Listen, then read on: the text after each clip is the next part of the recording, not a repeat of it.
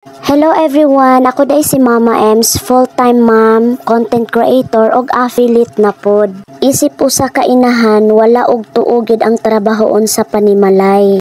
Hinlo diri, hinlo dito, silhig diri, silhig didto. Mao gid na ang trabahoon sa inahan, balik-balik ra jud na siya kada adlaw. Isip usa ka content creator, ako ra pod ang tig-edit sa ako ang video o sa amo ang video.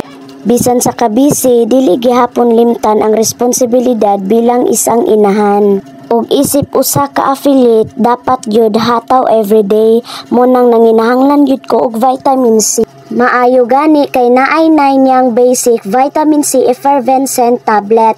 10 nakabuok ang sulod og 4 grams kada tablet. First time na akong mutulon ani kadako nga tablet ay naku.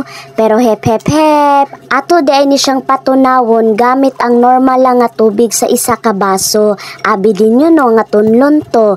And then matilawan nato karon unsay lasa niya. Ato sa jud siyang patunawon ay ha nato siya imnon.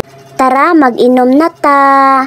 Mura siyag energy drink nga parang soft drinks pero hey, vitamin C. Kaya kung nangita mo og vitamin C na tablet, sulayin na ninyo ang 9 yang C vitamin C effervescent tablet. Kung gusto ninyong itry, kung gusto mong mapalit, naa sa Yellow Basket.